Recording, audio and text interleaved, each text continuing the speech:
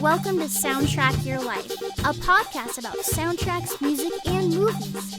Each episode features a guest and focuses on a specific soundtrack and the personal stories connected to it. Now here's your host, Ryan Pack.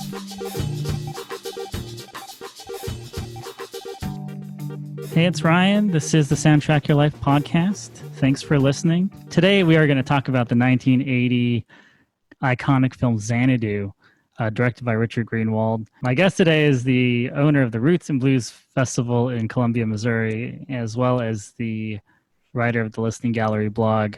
Welcome to the show, Tracy Lane. Thanks for having me, Ryan. I'm excited to talk about Xanadu with you. If you are to Google Xanadu, the information about the film will pop up, as well as a couple of press blurbs from the time. Variety calls this movie stupendously bad. So why are we talking about Xanadu today? I think that at the time, Xanadu, obviously it was not at all loved by the critics. You will also read that it did not really make its budget back. It was really panned universally, I think, at the time of its release. On the other hand, I think looking back at it 40 years now, I've been thinking a lot about Xanadu because it was very pivotal in my childhood and my musical history. But the 40th anniversary of the film was just last month on August 8th.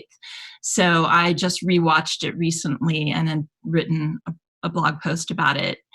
And there is truly a magic to this film. It's ridiculous in so many ways, but it's captivating in just as many ways. And some of that kind of over-the-top 80s excess, I think looking back on that 40 years later, is charming. It's my daughter and her generation have sort of come to see this film as this really lovely, kitschy kind of cult film that celebrates the excess of the 1980s.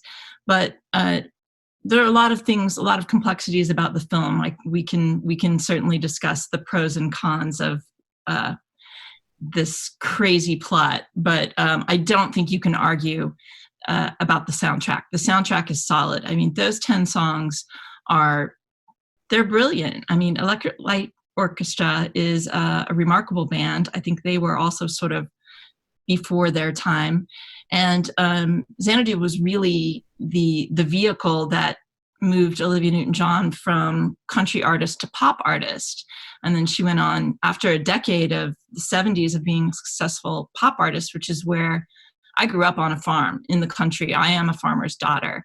And in 1972, her first American full-length album I was obsessed with it. It's hanging in a frame on my wall in my living room, actually, autographed by Olivia when I got to meet her in 2006.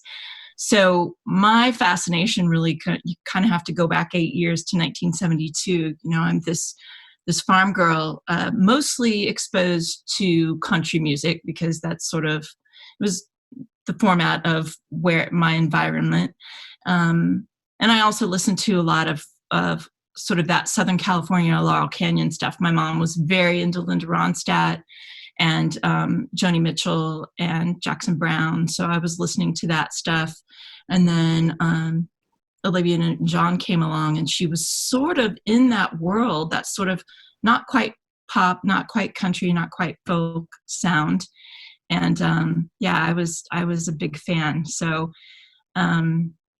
then I was a really weird kid, if you're not picking up on that already. I was really obsessed with music from the very beginning of time.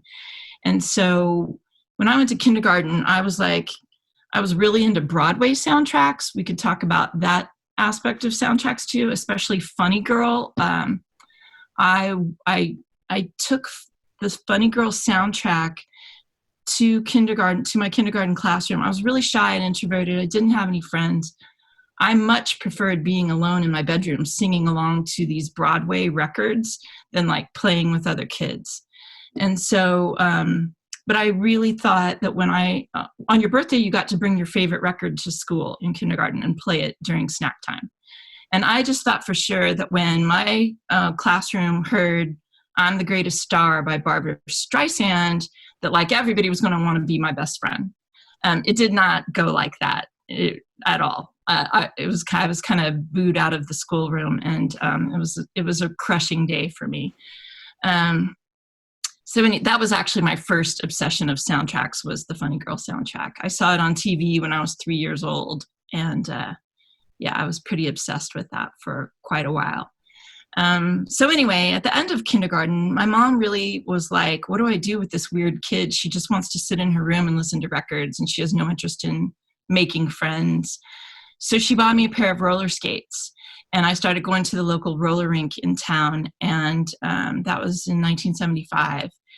And the first time I heard Electric Light Orchestra was at the roller rink in 1975, and Strange Magic just completely blew my mind.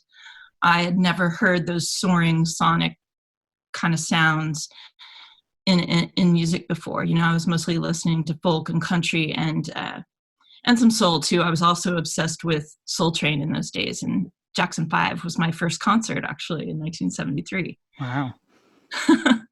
So Electric Light Orchestra was remarkably different from anything I'd heard. I mean, my parents did not get the lead out. I was not into any of that, you know, really classic rock stuff. I had never heard it before.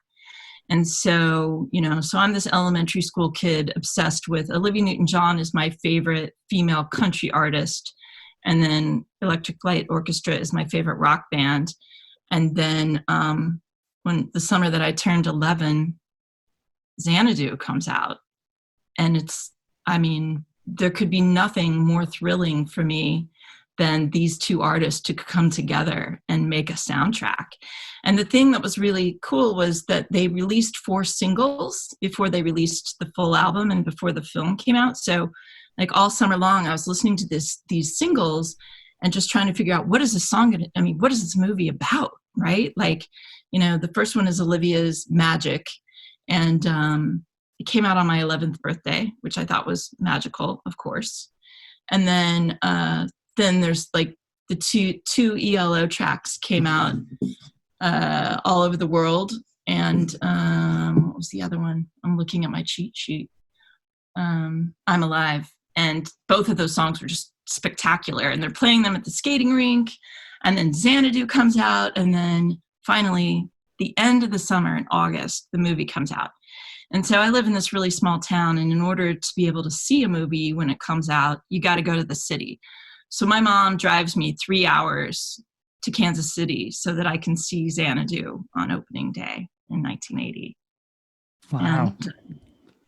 And it was a good day for this. It was like everything I hoped it would be. It was like, I was really obsessed with, the entertainment industry and was really set on, I really wanted to be a Broadway star throughout elementary school. That was my obsession. I couldn't sing or dance, but I thought I could.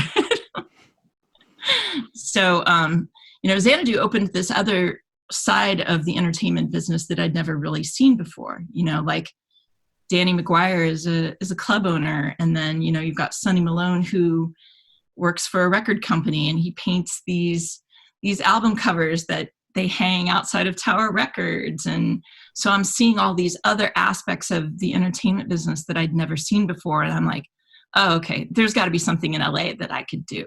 There's a place for me there. Like maybe Broadway is not going to be my thing. Maybe LA is going to be my thing. And then 7 years later, 3 weeks after high school, I moved to LA.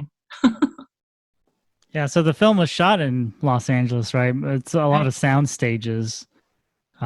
Especially for those musical numbers, but there's some stuff shot outside of LA, like the beach, right? Like that's a California beach that they're shooting at. Yeah, you get to see the Venice Boardwalk, the sort of obsession with roller disco at Venice in the early 80s is very present in the film. And then of course, Olivia comes to life from a mural painted on the wall on the Venice Boardwalk. Right. I was actually kind of confused when the movie started. I thought that he had painted that mural. Yeah, I could see that because that's what he does. He paints. So yeah. And I believe, according to Wikipedia, that in the earlier drafts of the film, that he is the person who painted the mural, but they had to cut Really? that out. Yeah. Instead, she appears on an album cover that he has to paint. Yeah, I guess it's kind of streamlining things or connecting what he's doing for a job. Yeah. Yeah. So I just watched the movie today. I want to say that in one of my film classes in college, I think a professor or a classmate told me not to watch the movie because I really love Singing in the Rain. So I think it was a professor, and I think he was addressing the whole class. And I think they were like, Singing in the Rain, classic film, Gene Kelly directing, and he's directing the film, he's starring in the film. This is the Gene Kelly you want to remember. You don't want to watch the Gene Kelly in Xanadu. I want to say like that was the quote. So I've been kind of afraid of Xanadu all this time, and then I've decided that today I was going to face my fear. And I don't think it's a bad movie.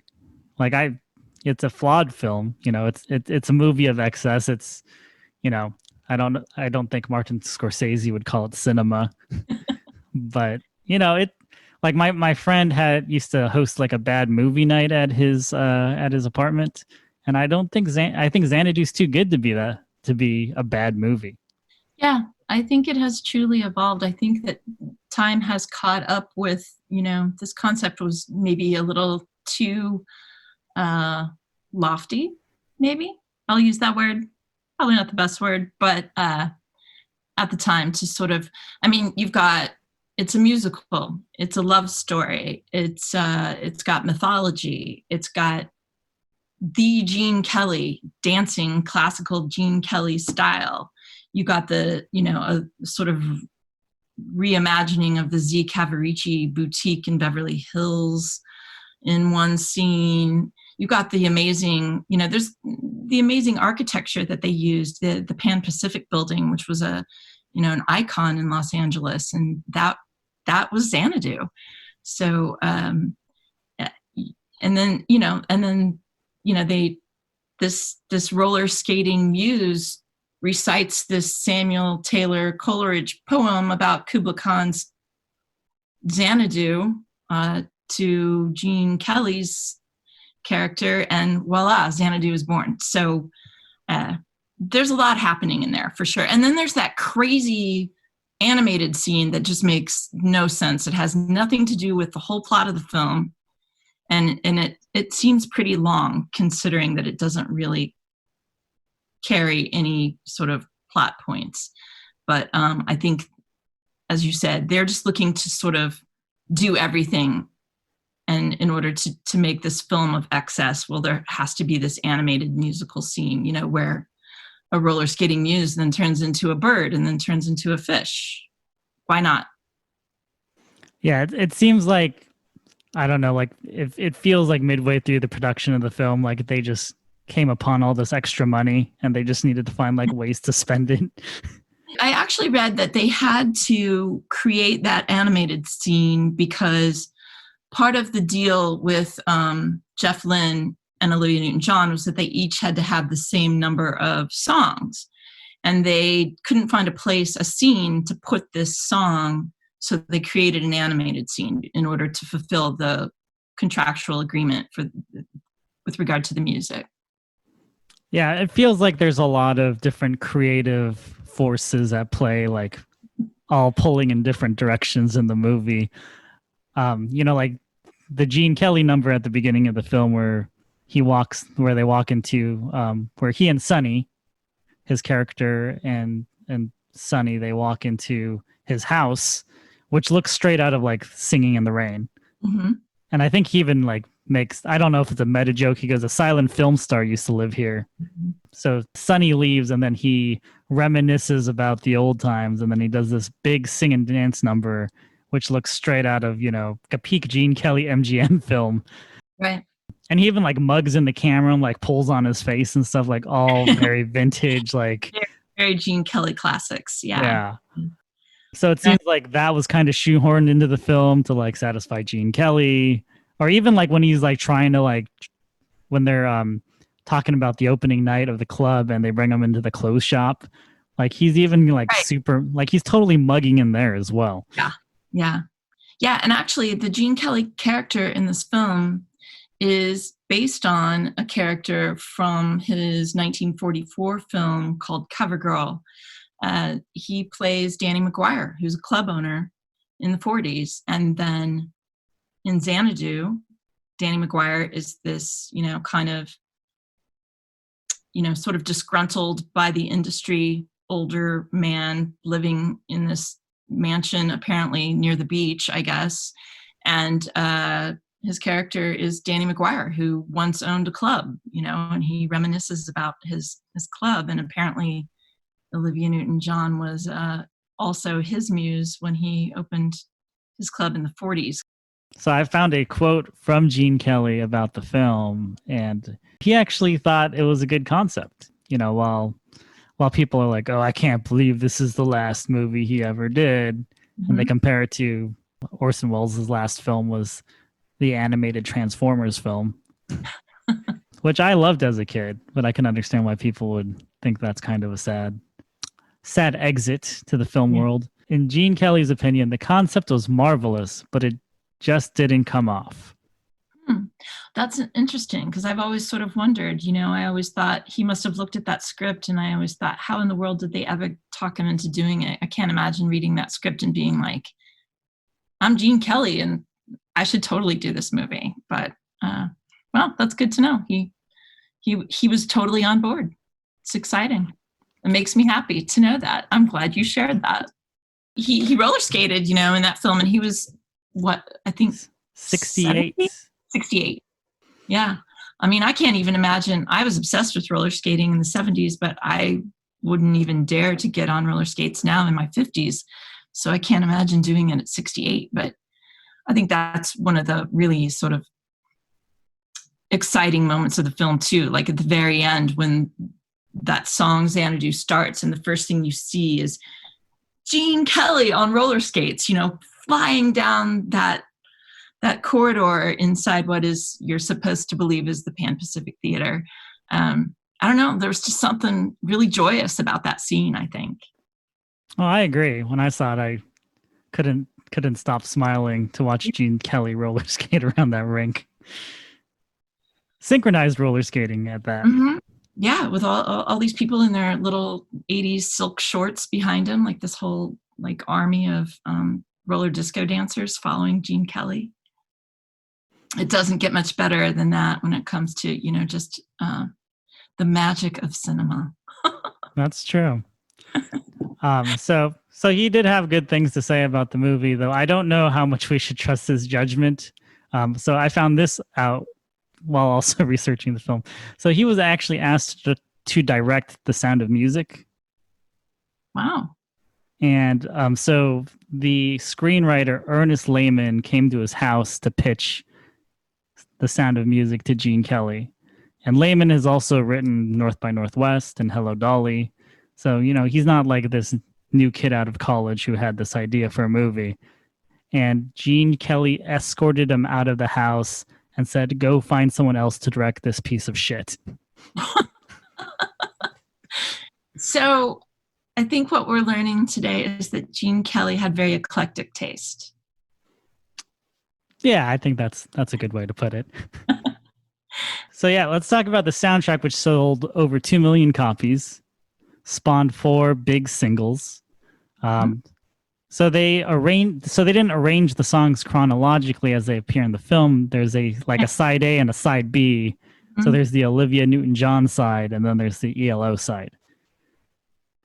Right. Yeah, and I assume that was probably also part of the contractual arrangement. But yeah, and that I can even remember as a kid being sort of disappointed by that, because you always sort of wanted to, kind of play along through the soundtrack and relive it, and it wasn't in the order that you could do that.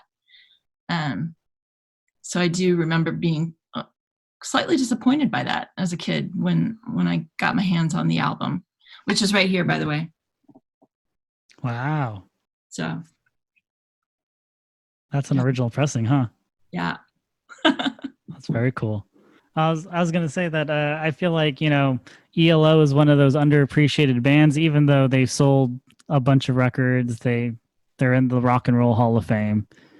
But I feel like, I don't know, like when you talk about like the traveling Wilburys with people, you go, oh, George Harrison. They go, oh, of course, George Harrison from the Beatles. And you go, oh, Tom Petty was in the band. And they're like, oh yeah, Tom Petty and the Heartbreakers.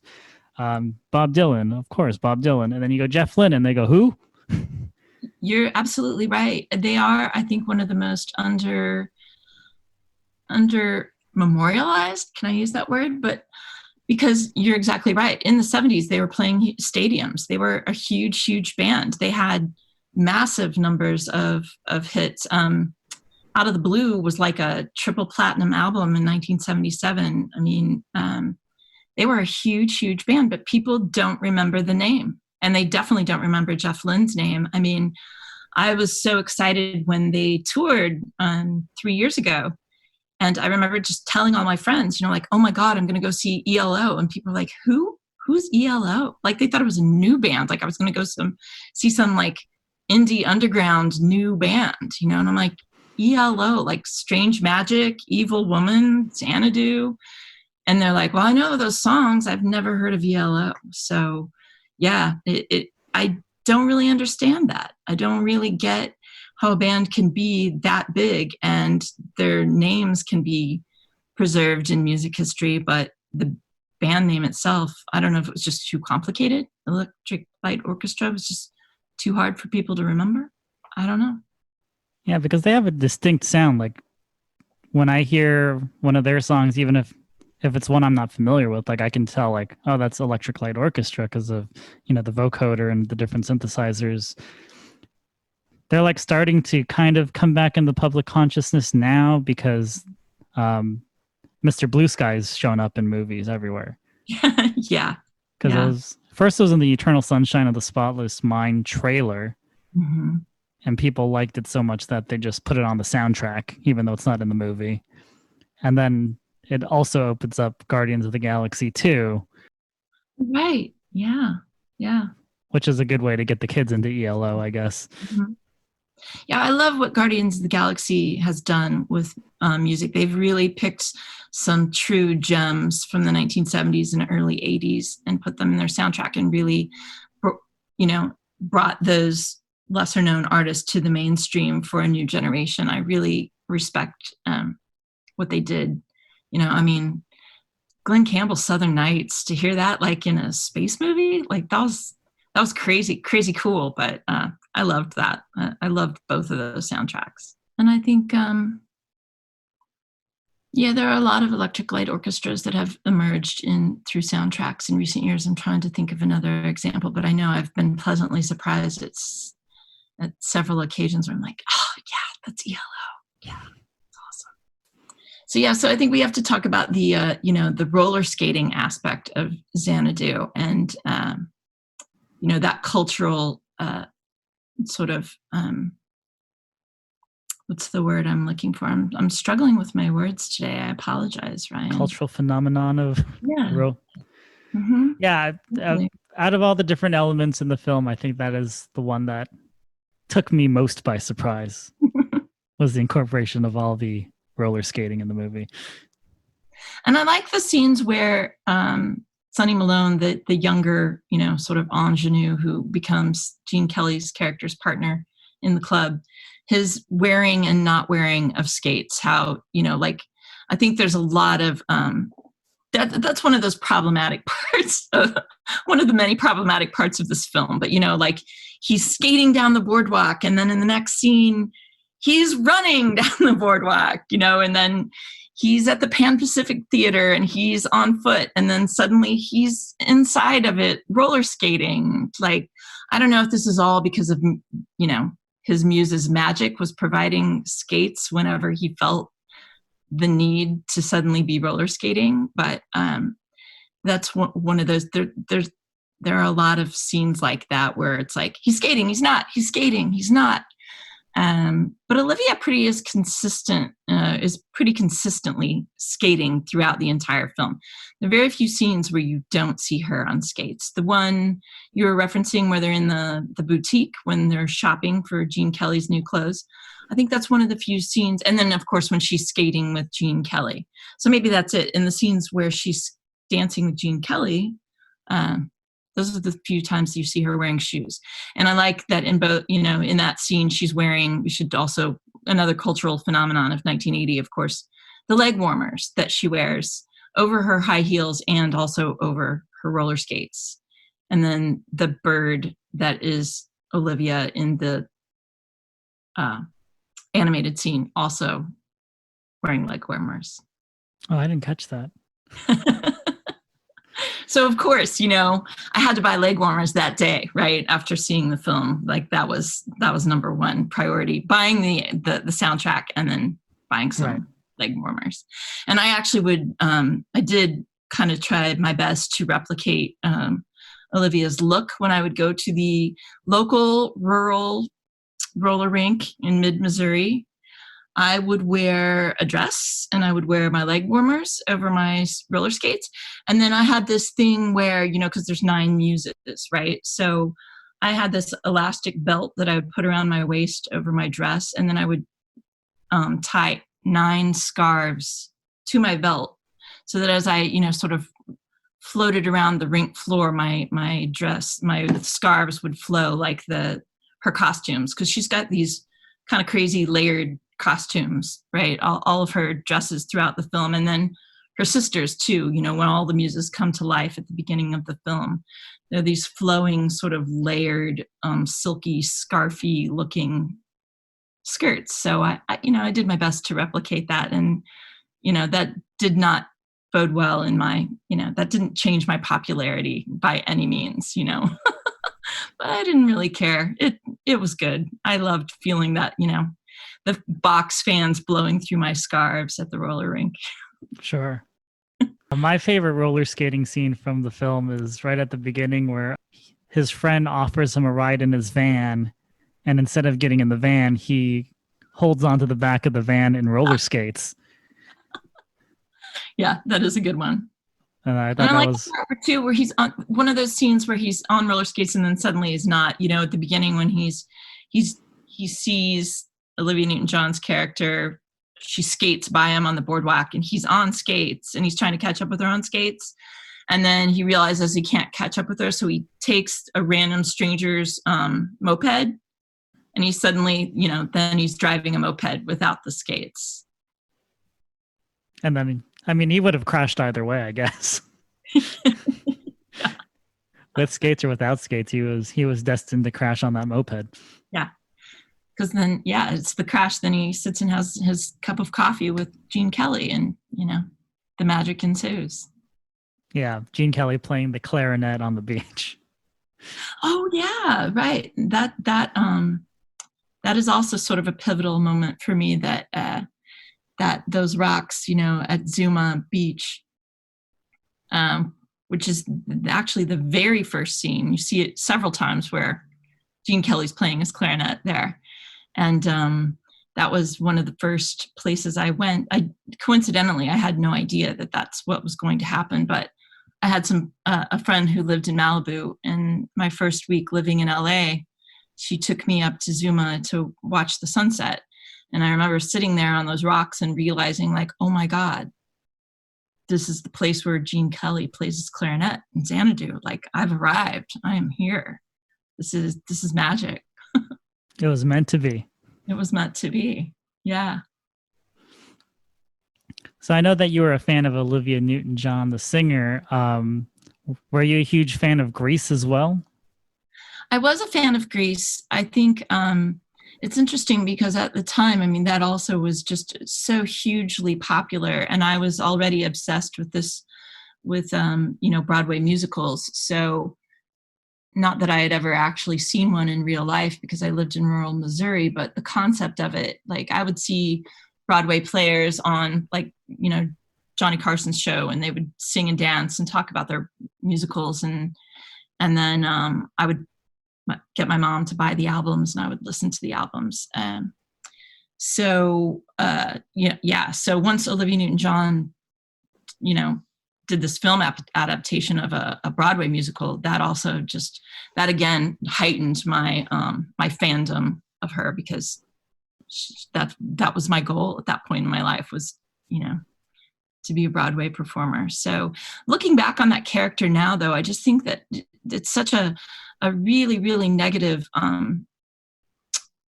message for young women. I didn't really think about it, of course, as a kid, but I remember watching that film when it was, I don't know, like its 30th anniversary release or something, and watching it with my daughter and thinking like, oh my gosh, this is a terrible message. Why did everyone embrace this?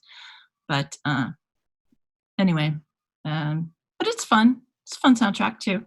So it makes sense that you go from Grease to Xanadu, like to do another musical. Right. Yeah. And so I think I had this anticipation that Xanadu would be, just another typical musical like Grease, but it was quite different, quite unique. On a lot of the songs in the movie, they don't even pretend to mimic it. They just Right. dance to the song. You're right. There are very few scenes where they're actually it looks like they're singing, which is not your typical musical by any means. And it's funny because if this had come out after MTV was getting big, it probably would have not have been as jarring. But they're basically like mini music videos within the movie. Yeah, they really are.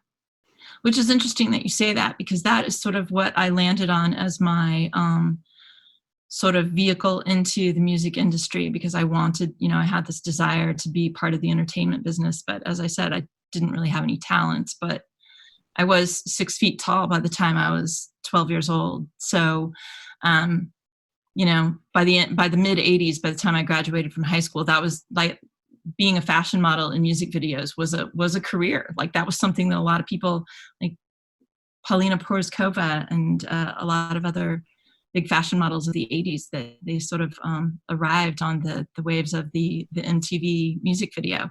And so that was indeed my plan. When I moved to LA, I worked as a model and auditioned for music videos. Never got to be in a music video. I did a soap commercial and a few like 17 magazine spreads and things like that, but never got to do a music video. I auditioned for the Beastie Boys video Girls, and that was disastrous. That was not my scene. I mean, I loved the music, don't get me wrong. I think Paul's Boutique actually is their best album. In fact, one of your podcasts recently, you were talking about that, how the Dust Brothers just kind of went crazy on that Paul's Boutique album with all the sampling. I can't, Right. but that album is brilliant. But that video where they're all like these girls with, in skinny bikinis and like frizzy blonde hair and big long nails and kind of the epitome of the late 80s, like mall hair and stuff. That wasn't really me. So I did not get that part. How the Beastie Boys have grown since then. Yeah. So Xanadu is directed by Richard Greenwald, who as a fiction movie director, I would say did not have much success, but he's actually still around and kicking. Yeah, he found his niche in documentary film and has had a really remarkable career in documentary film direction. In fact, I spent about a decade as the director of a documentary film festival, and Robert Greenwald has actually been here to Columbia, Missouri with his High Cost of Low Prices film about the exploitation of Walmart, how it has exploited its workers and its consumers. And he actually shot some of that film in my hometown where I was living when Xanadu was released. So it's, again, the magic of Xanadu, full circle. Wow. That is another connection. But yeah, I mean, he has a really impressive, like I was actually looking at his website today. He has several new films that I wasn't even aware of because I have not been on the documentary scene for about 3 years now. And yeah, I was like, oh, I was like writing down these titles of things I want to look up and watch. Yeah, it's an impressive amount of stuff that he's done.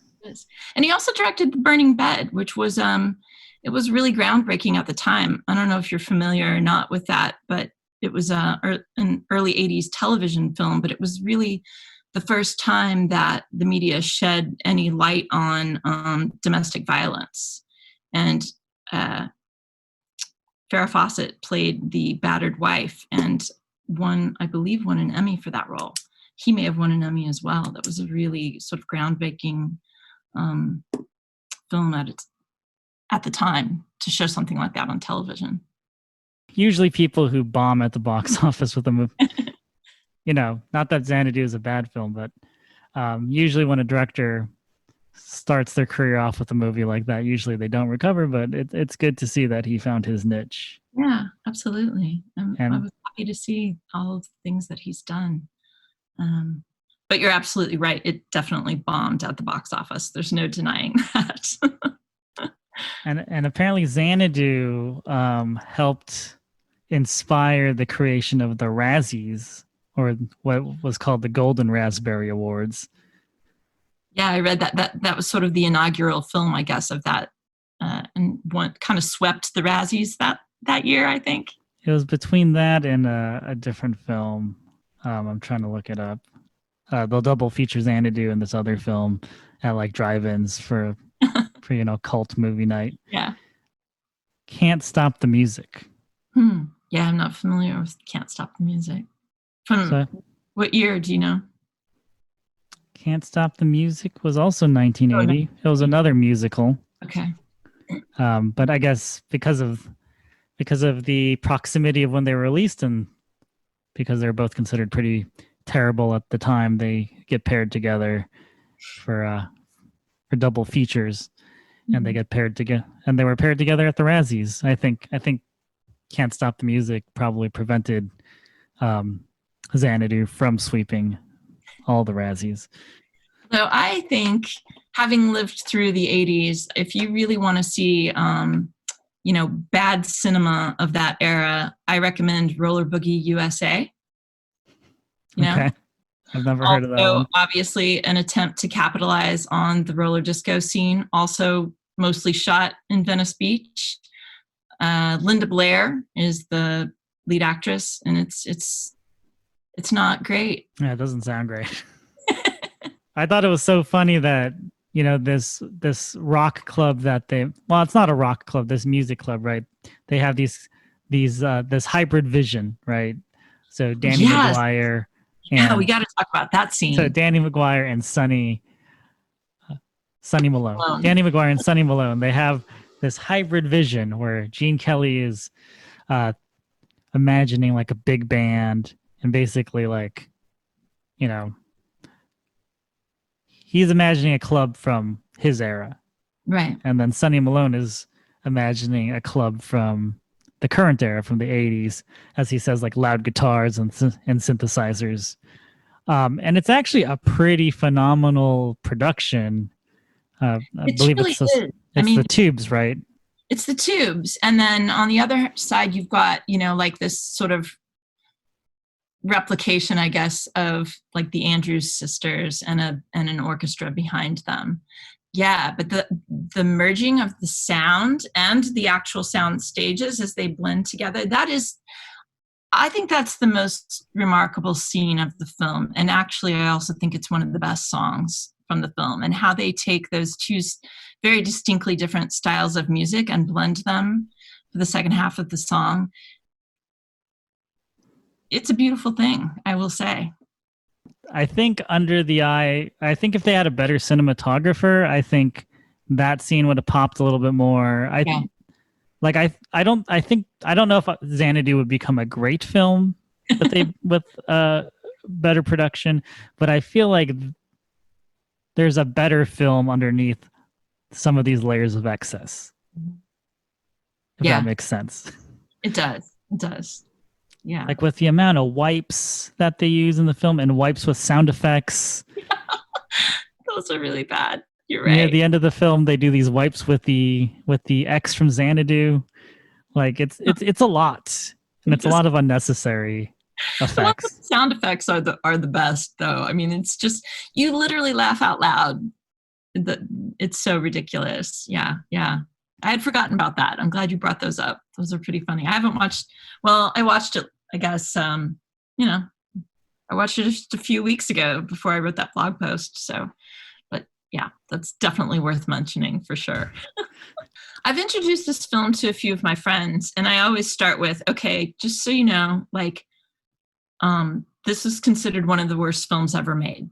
But if you can just know that I'm not telling you this is a masterpiece. I am telling you that this film is going to make you smile, that this music is brilliant, and that this is just complete fantasy, and it's a complete romp of like 80s nostalgia now.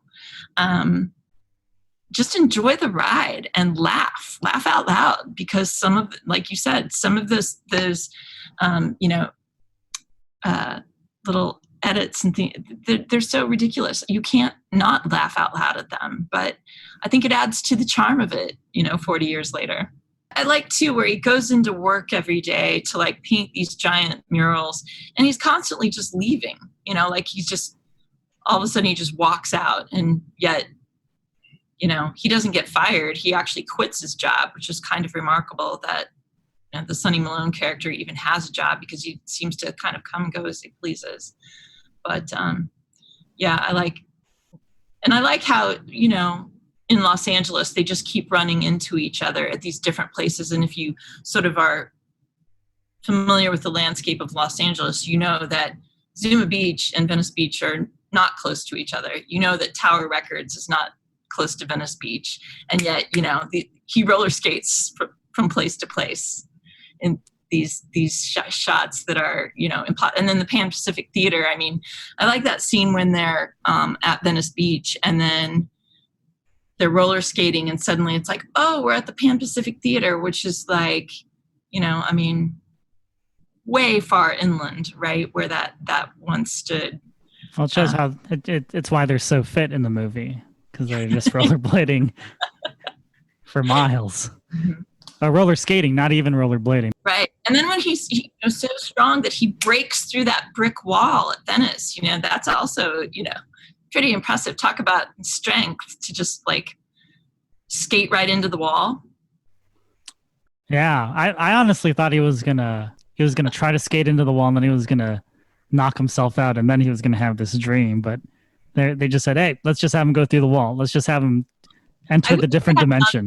It would have made all of the scenes that happened after that, I think it would have made a lot more sense if he were dreaming, because that was pretty out there. But it's like, nope, he's going to enter a different dimension. He's just going to go through the wall.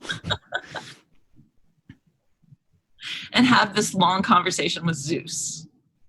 Yeah, with Zeus and I guess Zeus's wife. Yeah.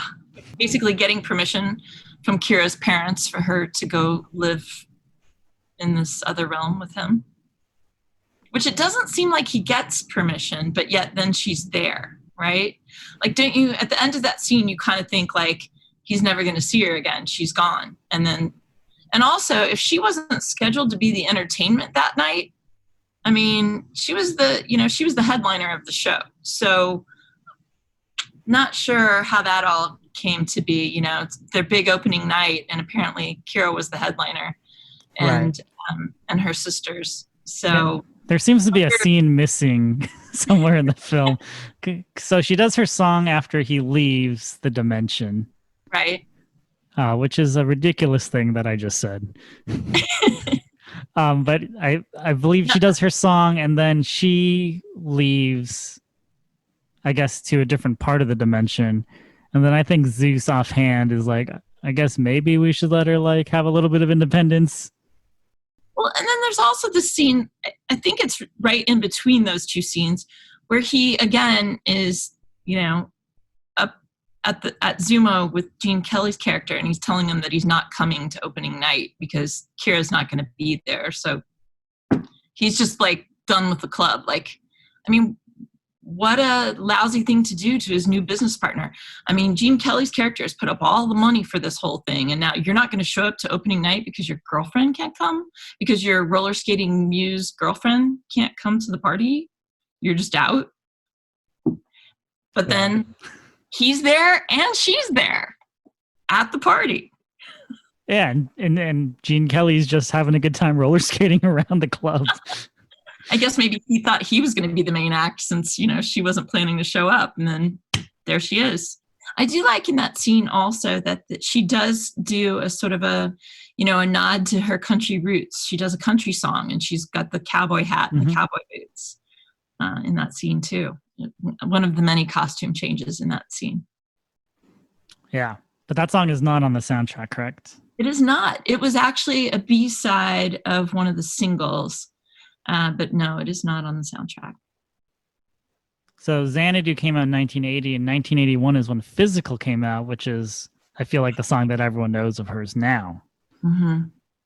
Yeah, I find that sort of unfortunate. It seems like that is what she's known for, and that was really when I parted ways with Olivia Newton-John. That song just made me cringe. I couldn't go there. That was the end of my fandom. Oh, that's... I mean, I don't know too much about Olivia Newton-John outside of, you know, Grease and the Physical song. So that was a deal breaker for you. That was a deal breaker for me. It was. Yeah. I could see I had grown up with, you know, almost a decade of country records from Olivia Newton-John, and then the crossover into pop with Xanadu. I was, you know, I loved the songs from Xanadu, but I guess in my mind, she was a country music star. And so when she did Physical, it just, yeah, I thought that was like, I would consider that one of the worst songs of the 80s, although I have done some research that is actually one of the top selling singles of the entire decade. And I think it's a terrible song. So Tracy, thank you for coming on the podcast. Thanks for having me on the podcast. This was fun. Yeah, it was great to talk Xanadu with you. It was great because it finally pushed me to actually watch the movie. But anyways, if people are in the Columbia, Missouri area next year, check out the Roots and Blues Festival. Tracy will have some great headliners for next year. She also has the Listening Gallery blog, so check that out. And thanks for listening. Thanks for joining us this week on Soundtrack Your Life. Make sure to visit our website, soundtrackyourlife.net, where you can subscribe to the show on Apple Podcasts or Spotify. While you're at it, if you found value in the show, we'd appreciate a rating. Or if you'd simply tell a friend about the show, that would help us out too.